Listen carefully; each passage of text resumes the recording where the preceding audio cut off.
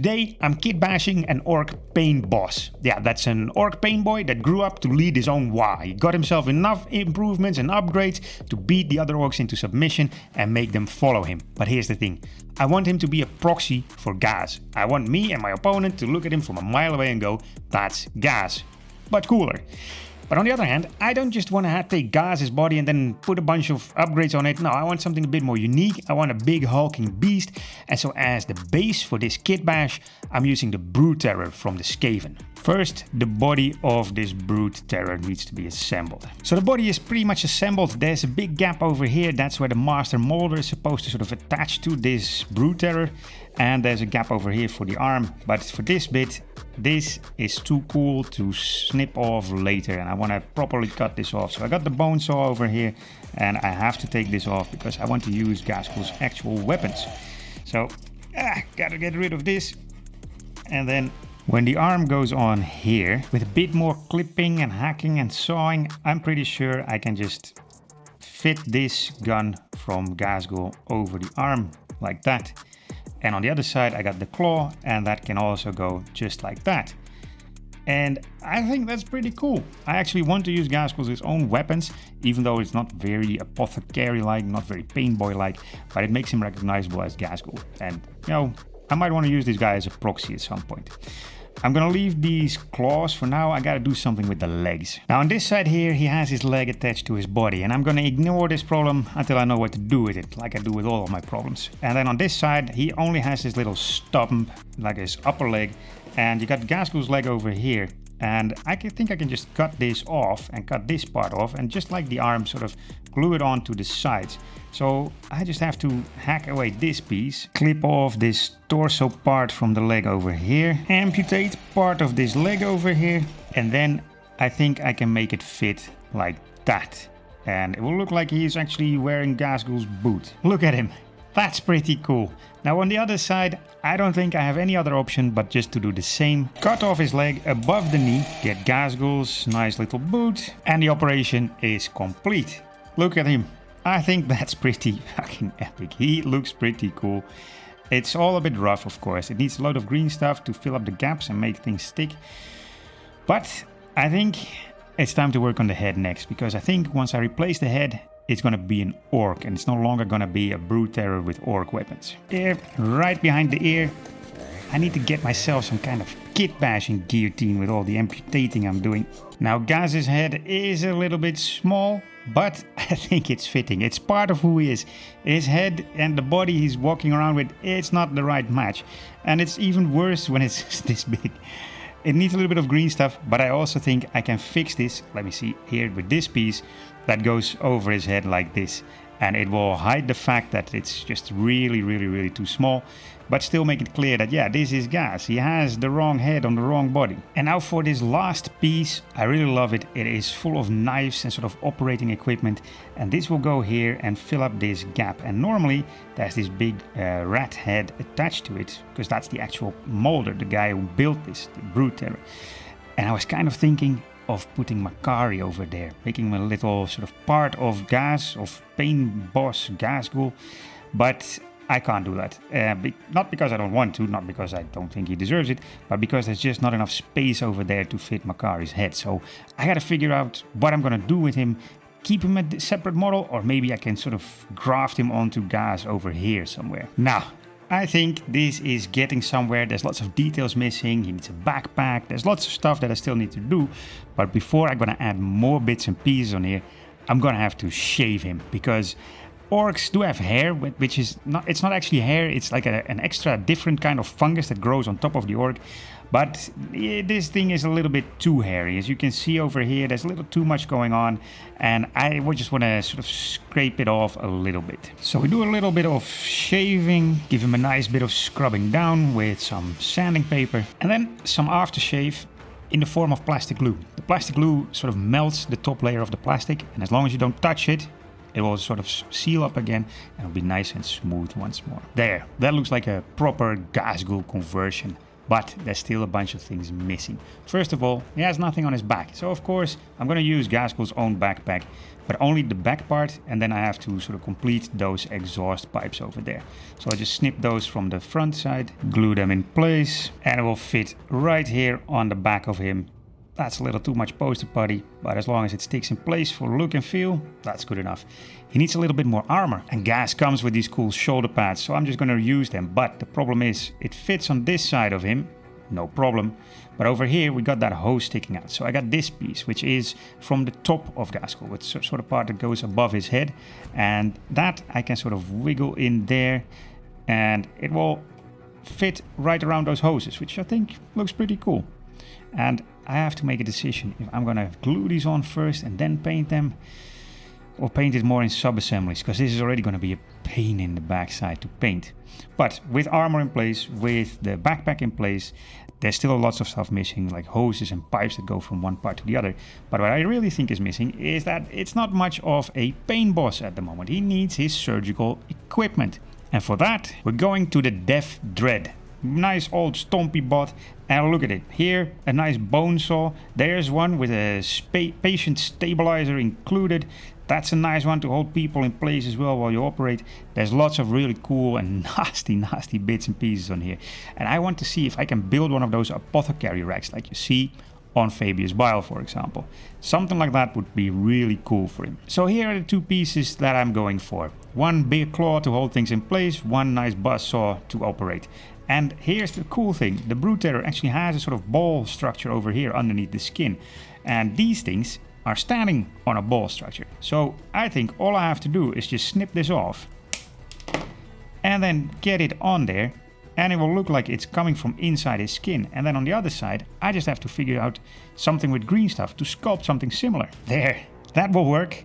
I think this looks pretty cool. One piece over there, one piece over there. And this way, I mean, that looks slightly different than Ghazghkull, but still Ghazghkull. You know, the claw and the gun really make him look like Ghazghkull, and the head, of course, that helps too. So it's time for all of the green stuff. And I'm gonna start with his legs, because then if I get the pose right, it's gonna be easier to figure out exactly how I want the hands to position, the head, and so on and so forth, because you gotta get the weight distribution right on these kitbashes and these conversions. So I'm just doing the same that I did with the poster putty before. I just put a glob of the green stuff in the place where I need two pieces to connect, and I just press down until it's there. I'm gonna let that dry up a little bit, like 15-30 minutes maybe, because then it gets a little bit harder, and then I can easier sculpt the green stuff exactly how I want. It's a shame, but I couldn't make it work with this piece over here on the side, so I had to just cut it off. And I'm gonna see later on if I can maybe glue it back on, make it look like it's stuck there, but I now need to let the green stuff just cure a bit. And in the meantime, I can work on the arms. And again, I'm gonna do the same stuff, a glob of green stuff in there, and then just shove the arm in. And then with the silicone brush, I'll start sculpting and sort of pushing the green stuff into place. But at least now I know it's solidly in place. And yeah, green stuff isn't glue, but it will cure, it will still be sticky, and it will make this thing stay here. But here's the thing. Ghazghkull has a massive set of armor, and so those armor plates are bolted onto the armor. Makes sense. This guy doesn't have armor. So how are those pieces sticking to him? Well, I got this, and this isn't my idea, this comes from the Eons of Battle. He has these nice little sewing pins without the colorful bulbed head, and so it kind of looks like a nail, and he uses that to nail a skull to Terminator armor as sort of trophies. And if you can nail skulls to Terminator armor, surely you can nail armor to an orc boss. And so I'm just gonna drill a little hole over here. It's about, these pins, they are about 1 millimeter thick, so I'm gonna drill a little bit too big, and then have the pin go straight in there. It goes right through, so I can figure out exactly the height that I want this nail head to stick out, somewhere around there. And then I clip it off, and then I put a little super glue on both sides, and I sort of stick it in place, but I make sure the head of the nail is not sitting flush with the armor, because this will just make it look even more crude. Like they hammered the nail and hammered the nail and hammered the nail, but it couldn't get it deeper into his flesh, so it's sticking out a little bit. And this way, I'm gonna do all of these armor plates that are attached to. And I figure if I'm doing this, I might as well make some of those trophy skulls like you'd see on the Eons of Battle channel, with like a nail hammered through the skull into the piece of armor. I think it looks cool. It's a much better way of attaching skulls to your model than just gluing them in there. I always felt like, okay, what's keeping them there? How are they there? Are these guys super gluing skulls to their armor? But hammering a massive nail through the skull into your armor, I think it looks brutal. Now he needs a few more nails for himself to hammer this into himself, but I think these pieces of armor, they're pretty good like this, maybe a couple more. And then time for a very important part of almost every one of my kit bashes, especially if I'm using green stuff, and that is adding little bits that make it more grimdark. So here I got a small chain, a thick chain, a piece of cheesecloth, and some barbed wire from Green Stuff World. And now some people might say that I'm just covering up a shoddy green stuff job, like here at the back of the arm, but they might be right, but it also making it more grimdark. So we're getting this piece of cheesecloth here and it goes over the arm, and I just want to make sure it goes here under these hoses and all around his arm, and then I'm gonna tie it in place with some of this thick hobby chain. And I'm just wrapping it around his arm, going again underneath that hose, that pipe that he has over there, and making sure it puts that piece of cheesecloth in its place. And I'm gonna glue it all in place with some super glue. Then I go over the cheesecloth with some watered down PVA glue, and that will give it a little more texture, a bit more structure, makes it easier to sculpt, and will also seal it a little bit, which makes the painting a little bit easier for me. So same on this side, a little bit of cheesecloth with PVA, watered down PVA, and then the chain wrapped around it to make it sort of look like it's chained in place. And I'll just do the same for the legs. But then I'm gonna use a bit of the green stuff barbed wire, and the same thing, just wrap it around, make it look like that's why the cloth is staying in place, and it just goes around all of the leg right there. It doesn't have to be neat, it can crisscross a little bit, and these bits that are sticking out, they're even better. Just sort of curl them in and it will look like the cloth is held in place by the barbed wire. There we go. A little bit of super glue is a good idea, keeps the barbed wire in place, the chains as well. And then we have one piece left to cover up. One place left to add grimdark bits, and here I'll use this sort of smaller chain that's just I think it's 1 millimeter, 1.5 millimeter rather than 3 millimeter, just to get a little bit of variation in the chains. It's not all the exact same, because then it looks like it all came from the same place and it looks too much manufactured and not cobbled together. And now while I was doing this, adding all these nice little grimdark bits, I was looking at this piece over here and I just don't like it. It's too much Skaven and not enough Orky, so I'm gonna just snip this off and replace it with this thing over here. There, that's more Orky. I like it. I also put the shoulder pad in place over here.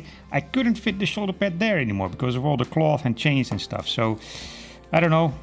Maybe I still find a place to put this, but otherwise I think we're almost ready to start painting him. We just got to do a little bit of pre-weathering on this cloth that he is hanging there, because right now I have the issue that I've got cloth here and then the cheesecloth next to it. It's clearly a different texture, it's clearly different stuff. I can't just paint it all the same and then just call it the same thing. So I'm getting some of this Tamiya modeling putty and some liquid just cement, which is plastic glue, and with that I'm gonna sort of smear it out all over this, I don't know, apron. I guess apron is suitable for a paint boss, I guess.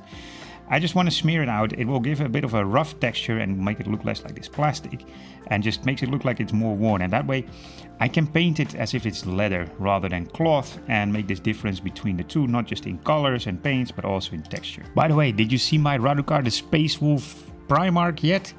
I think it's pretty cool. It's gonna be my proxy for Gilliman, the Lion, Helbrecht, whatever, but then Space Wolf like. I got that video on my channel as well. So to begin, I primed in black, of course, and then I went over him with Vallejo Veldgrau. It's the Death Guard green that you can get from Games Workshop. It's almost the same. And this gives me a nice sort of dark green base layer that I can start with to paint the skin, because that's the part that's deepest in the recesses. And so I'm gonna take this dry brush and some Elysian green, and I'm just gonna stipple this onto his skin everywhere. And then I do the same with some Nurgling green, but I stay a little bit more to the higher parts of the model to start making a little bit of a highlight. Then we continue with some Deathworld Forest, and this is a little brownish, but it still has mainly green tint. And again, I stipple it, but lightly, and I especially want to hit the lighter parts so that you get a lot more mottled skin, and it makes his skin look really sickly and nasty. Like there's something horribly wrong with this orc. Then Deathcore Drab, which is even darker than the forest green, but this one is a little grayer, a little darker green. But this will make it look probably the worst, and then it's time to go back to Nurgling Green, the lightest of the four that I just used, and I'm just gonna go all around these ridges.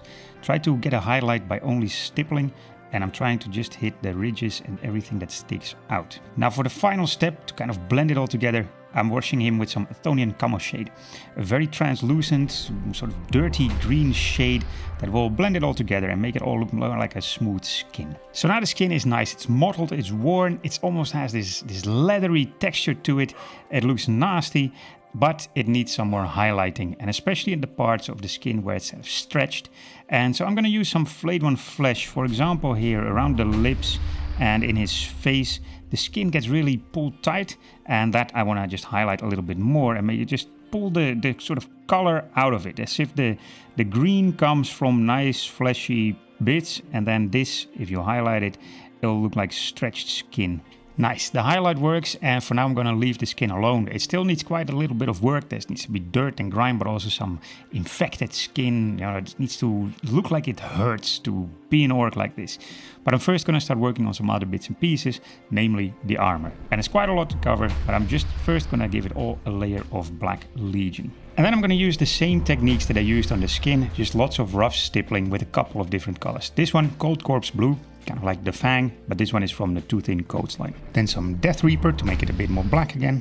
And then some Mechanicus Standard Grey. Nice, take a look at that. We already got this really nice bluish steel, kind of steel color to work with. It's very rough, it's very mottled, that's what I want for my miniatures.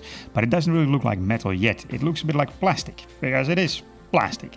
So now I'm taking some Iron Warriors, pretty much the darkest metallic paint that I can find, and I'm going to start dry brushing especially the upper parts where the light would hit these sort of chunks of metal. And so now I got some nice metallic looking armor over here. This claw, it looks really cool. It's still not bright enough. I'm going to add a lot of battle damage and so on later, but I want to do these sort of basic things first. And now the next thing, it's painting the armor, because orcs of course like to paint their armor. Checkerboards, red stuff, teeth, stuff like that. But in my corner of the 40k universe, orcs aren't very great artists. I don't see this guy painting his own armor. He kicks the nearest grot to just tell him, hey, I need a checkerboard on my shoulder pad, you go and do it, or I'm gonna paint the wall with you. So I got this shoulder pad over here. I'm just gonna take some white paint, and I'm just gonna take a very, very, very small little dry brush and just try to get some kind of square looking bits over here and try to make something of a checkerboard like that.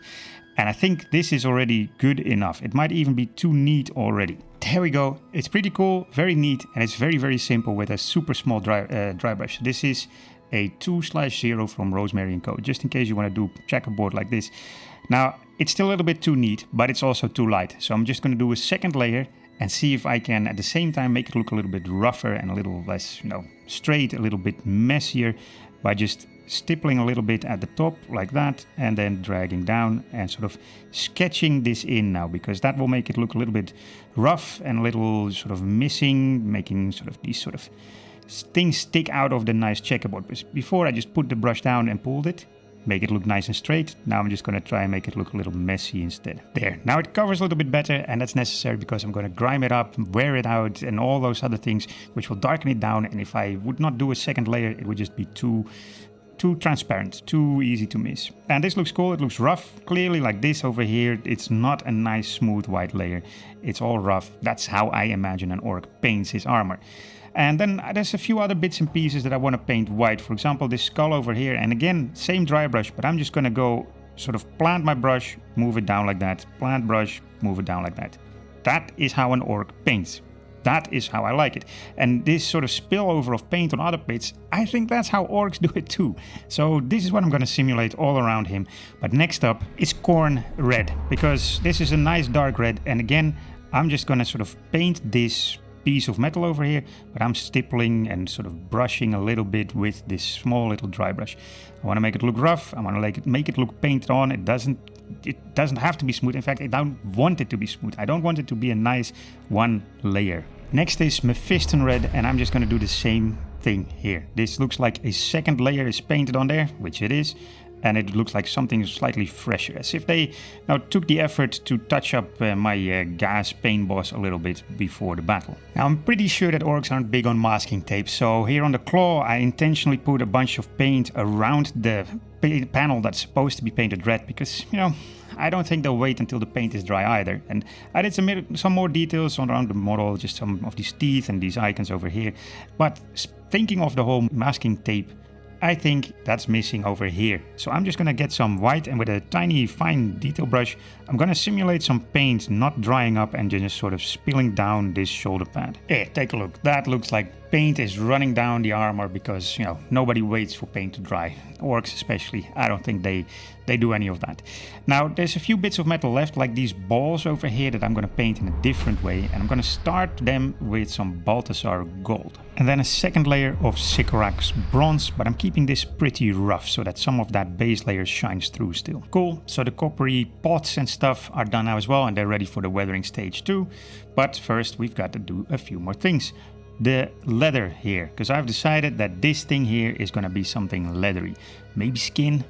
Skin could be cool, but either way, I'm just going to paint it pretty rough. And again, stippling first with some Steel Legion drab. And then the next layer, Xandri Dust, Cadian Flesh Tone, Kislev Flesh, and then finally Flayed One Flesh. There, that looks like proper skin flayed off. It's still a bit too neat, of course, like the rest of the mini. But it does remind me, I need to do another Rimworld playthrough, I think. But let's finish this guy first. The cloth is just the only thing left, and again, I'm just doing base layers, and then we do all the griming all at the same time to tie everything together and make it all look like it comes from the same place, like it's one miniature. So all of this cloth, I'm gonna give it a layer of Rockart flesh, followed by a light dry brush of white. And then it's time for streaking grime, and all the other nastiness that comes with the grimdark far future.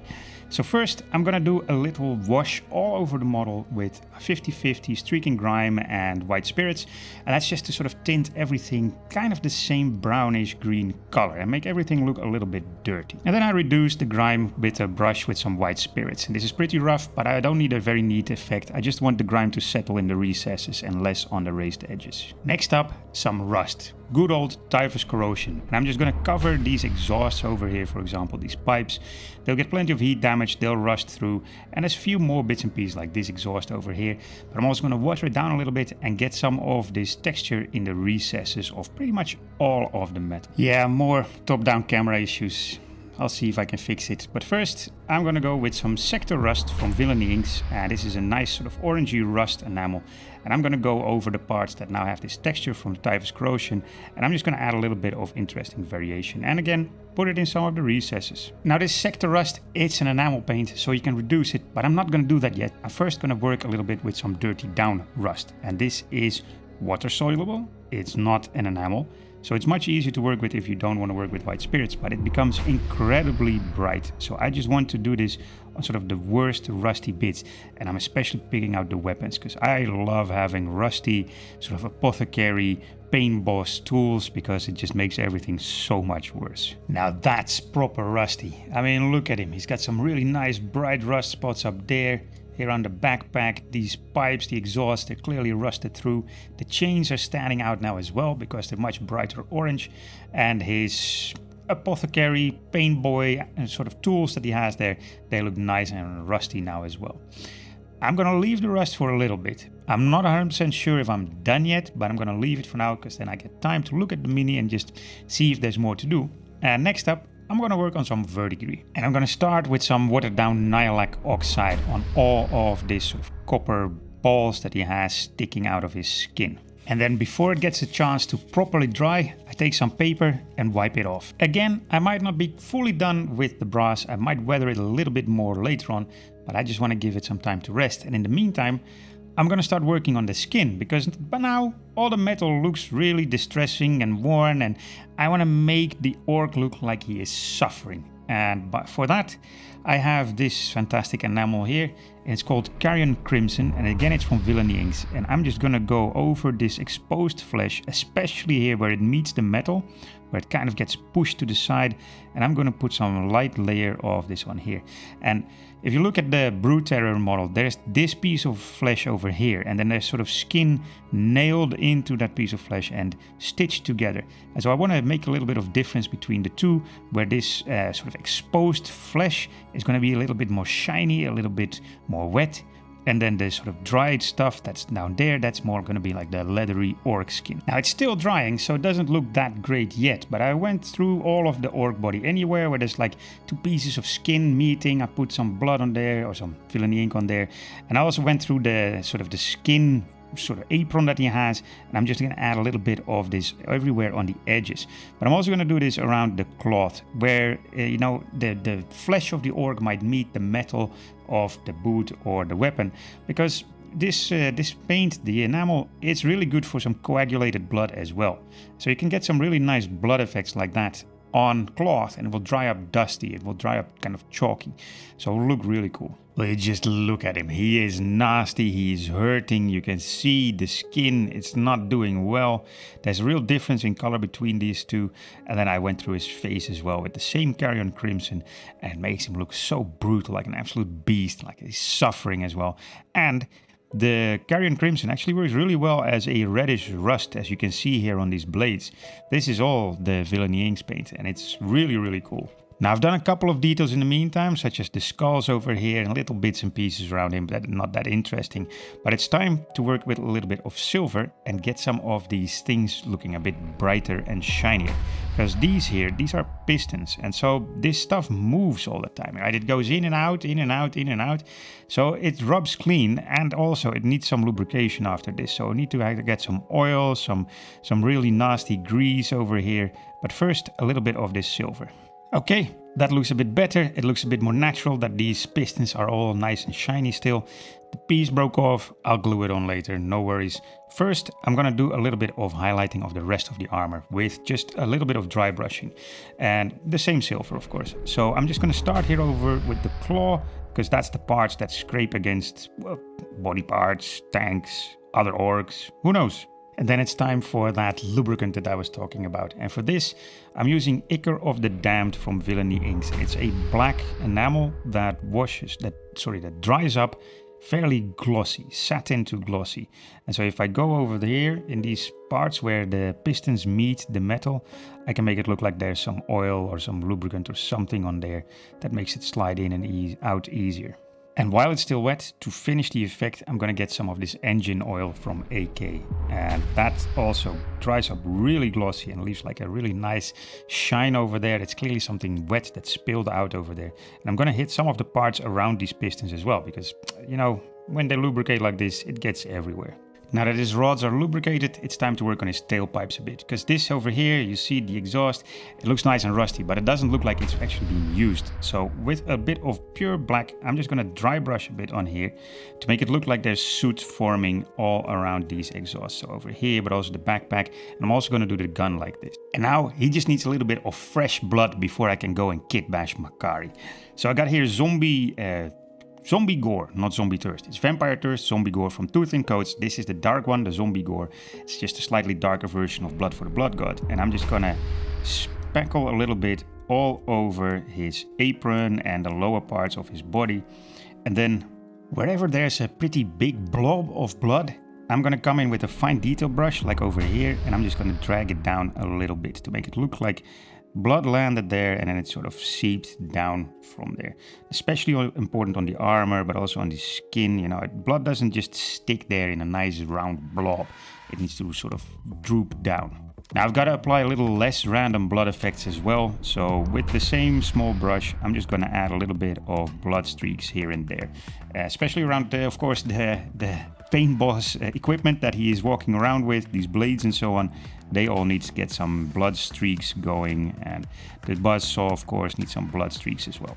And then for the final blood effects, just with a dry brush, especially over here on the claw, I'm just gonna get some blood streak going like this. Show that he's been using it on some Space Marines, I guess. Time for the base. And I'm just gonna start with first some Imperium chunks, some half-buried but very recognizable Necron pieces, and then some Sandy Desert texture paste all over the base. And I'm gonna make sure that I half bury the Necron bits a bit.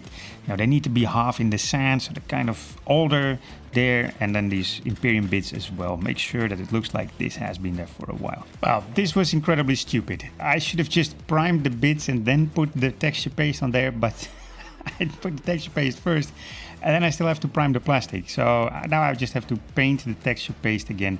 But before that, I'm just going to paint all the other bits first. And let's make this sort of Imperium piece something Space Wolfy. And if you want to see the whole recipe for this, I recommend you check out my last week's video, because there I painted this guy, Radukar the Space Wolf, my sort of smash Primarch for Space Wolves. I think he looks cool, and it's a nice kitbash as well. And there I'll give you the whole recipe for sort of this Space Wolf armor. Now while that's drying, I'm gonna start working on the base. First with some Zamizi Desert, then a dry brush of Zandri Dust, and a wash with sand yellow deposits from AK Interactive to make sure that it covers into those recesses that are still a bit dark and black from the primer. And I'm also going to use this to get some dust on the other pieces here on the base, like this chunk and the Necron as well. And for the final step, I just washed the base with some Goon's Grime that I used on Ghaz as well, because then it all looks like it's been covered in the same color of dust. And now that the paint boss is finally on the base, I'm taking some of the same sand yellow that I used for the base, and I'm just gonna get some of that in the recesses of the boots, so it doesn't look like he just teleported onto the base. He has been walking through this sandy desert for a while now, and he has been picking up some dust and grime in the nooks and crannies of his armor. Now what is Ghazghkull without Makari, and what is a paint boss without an assistant? So here I'm gonna try and kitbash Makari, give him some nice Necron bits to stick with the theme of the infinite and the divine. You know, some Necron bits and pieces, they're on the base as well. So first I'm just gonna take his head, and then I think this piece over here could be a nice body. So I'm gonna see if I can graft Makari's head on the wrong body as well. Stick with the theme of Ghazghkull. So I think I just have to clip this off right there, so that I can put his head on here and still make it look like his arms are coming out of this body of the Necron. Then he needs a little bit of green stuff to meld flesh and metal together and make it look like it fits a bit better. There we go, Makari ready. He has his banner. I don't know exactly how he's moving, but maybe he's just floating. Maybe some Necron tech is still alive in there. I'm just gonna paint him really quickly. First some Nurgling green on the skin. And I'm gonna stipple on some Ogryn camo to get the same mottled effect as with Ghaz. Back to Nurgling green for just a little bit of variation. Clean up all these metals with some contrast Black Templar, followed by a quick dry brush of Iron Warriors over all the metal parts. Some Ork quality painting of the whole banner, so the skull gets some white, corn red for these horns. And also, I need a little bit of yellow, because Ghaz, the paint boss, his apron is yellowish, and otherwise there would not be any yellow in Makari. And I kind of want to match the colors together, so I'll do some Averland Sunset on this thing over here. For these straps that are hanging off the banner, I'm just going for a bit of white, I think. Then a couple of decals for these plaques, because I wouldn't be able to freehand this. And now I need to let this dry for quite some time, because it needs to be perfectly dry before I can weather it and scratch it off and make them look a bit more worn. Because like this, it's obvious that it's just stickers on a painted background. But in the meantime, I wanted to show you this thing. Look at it, my Ultramarine's chariot. How cool is that? That's the kitbash for next week. So scratch some of the decal off with just a sharp knife, distress it a little bit, make sure it looks like it's worn and it's not just freshly stickered on there, and then stipple around the edges with some of the base paint color. And now before I grime him, I'm just gonna keep things simple and easy and do the base first and grime it all together, do a little rust pass. And that's about it for Makari. So it's painted black, dry brush it with some Iron Warriors, time for texture paste. And this time I don't have to paint the texture paste after applying it. Just a wash of streaking grime for the whole mini, including the base. A little bit of that sector rust on all of the metal parts, just like I did with Ghazghkull. Then I want to make Makari look like he is suffering, just as the paint boss is suffering. So with some of these Carrion Crimson from Villainy Inks, the red one, I'm gonna add some blood effects around him as well. Make it look like the skin is getting infected and it's hurting everywhere where it meets the metal. Then, as a sort of final touch on Makari, a dry brush with silver of all the metallic parts. Make it look like some battle damage, and over here the welding beads, let's paint them nice silvery as well, because they don't really rust. And all over the model, just a little bit, make some battle damage, make some shine, make some highlight here on his helmet and on his spine, of course. And when it all comes together, it looks like this. and I am really happy with the result. I mean, look at that beast of an orc. He's clearly upgraded so far that he is suffering for it. His skin is stretching, ripping open. He has these massive plates of armor nailed into him to get it stuck in his body. I love him. An absolute beast, a brute, a true pain boss.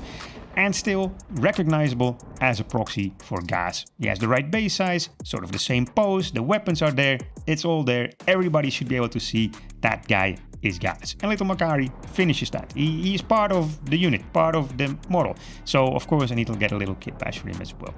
And if you enjoyed this video, share it with your friends. Post it on Discord, Reddit, Facebook, wherever. Let other people enjoy these kitbashes as well. And in the meantime, check out this video next.